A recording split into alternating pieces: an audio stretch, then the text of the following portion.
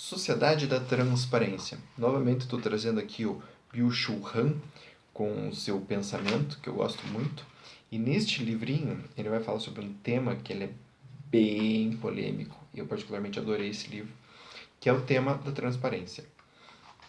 Então, hoje em dia, nós estamos numa sociedade que cultua, vamos dizer assim, a transparência enquanto algo positivo.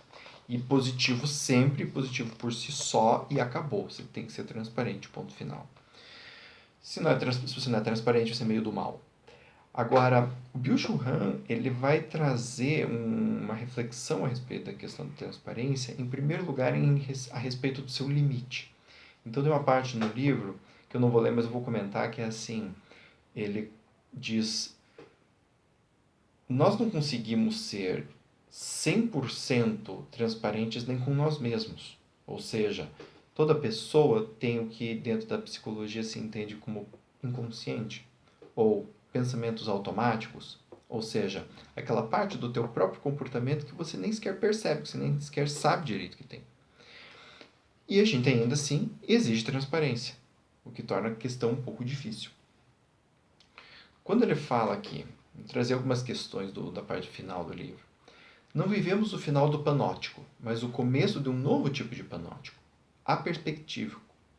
O panóptico digital do século XXI é aperspectivo na medida em que não é mais vigiado por um centro, não é mais supervisionado pela onipotência do olhar do panóptico, despótico. Então, ele vai falar com essa frase que a gente não saiu daquela ideia do panóptico, só que ele mudou de forma. O que assegura a transparência não é o isolamento, mas a hipercomunicação. A especificidade do panóptico digital é, sobretudo, o fato de que seus frequentadores colaboram ativamente de forma pessoal em sua identificação e manutenção. Então, se a gente tinha a ideia do panóptico antes como algo que uma instituição criava, e essa instituição era responsável por manter, por exemplo, as câmeras e manter a vigilância e olhar o que estava sendo produzido. Agora a gente está numa sociedade completamente diferente em que todo mundo pede, pelo amor de Deus, para ser observado, para ser vigiado, para ter seu conteúdo avaliado. Né? Por favor, dê likes na minha foto. Né? O sujeito dessa sociedade não se desnuda por coação externa, mas a partir de uma necessidade gerada por si mesmo, onde, portanto, o medo de renunciar à sua esfera privada e íntima dá lugar à necessidade de se expor à vista sem qualquer pudor. Então, ao contrário daqueles modelos panópticos antigos que a gente já leu muito, esse novo modelo digital e aperspectivo, ele coloca um sujeito que quer ser visto, que precisa ser visto, que sente a necessidade dessa percepção dos outros em cima dele. Ele sobrevive com isso.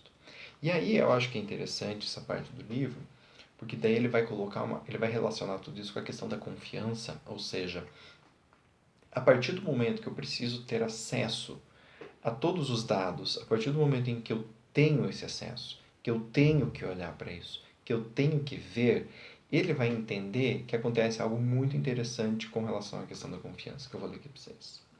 A confiança só é possível em uma situação que conjuga saber e não saber. Se de antemão sei de tudo, já se torna supérflua a confiança. Ou seja, o que o autor, né, o Byung-Chul Han, está propondo é, numa sociedade onde se sabe de tudo, onde temos, entre aspas, 100% de transparência, não existe confiança.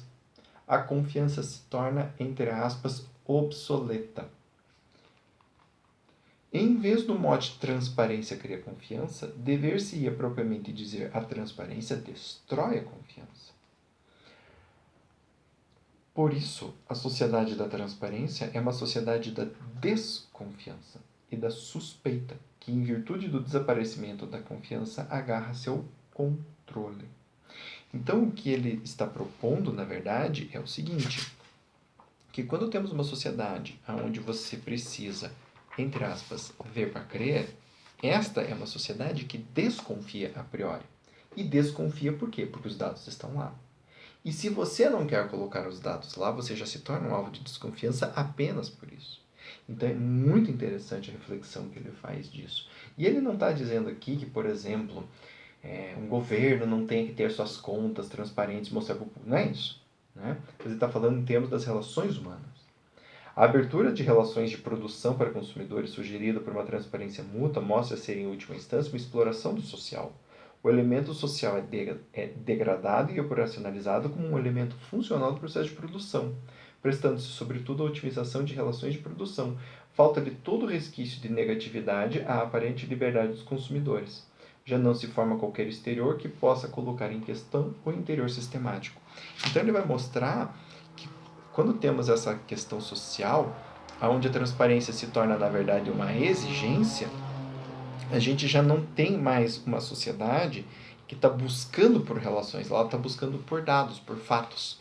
Ela está buscando pela tua imagem no YouTube. Tem até um vídeo interessante que já foi lançado um tempo atrás, que a menina começa a paquerar um cara e começa a sair com o cara e daqui a pouco ela pede o Face dele, fala, não tem Face.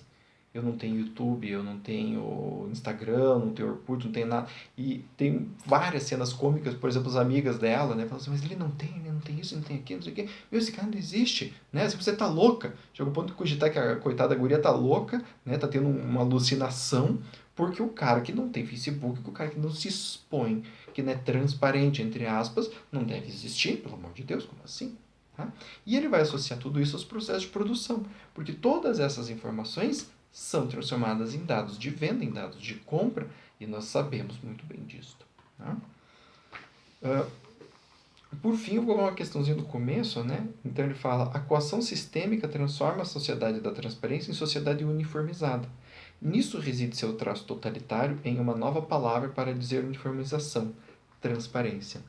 Quando todos são uniformes, nós temos uma doutrinação, nós temos uma uniformização. Todos têm que ser transparentes, todos precisam disso, tá? Então, essa crítica dele é extremamente polêmica, justamente no momento em que a gente pede por muito mais transparência, mas a gente não percebe que mesmo isso, e a transparência tem sim, obviamente, partes boas, né? Tem sim algo que é intrinsecamente bom, mas ela não é boa por si só. Ou seja, a partir do momento que se perde essa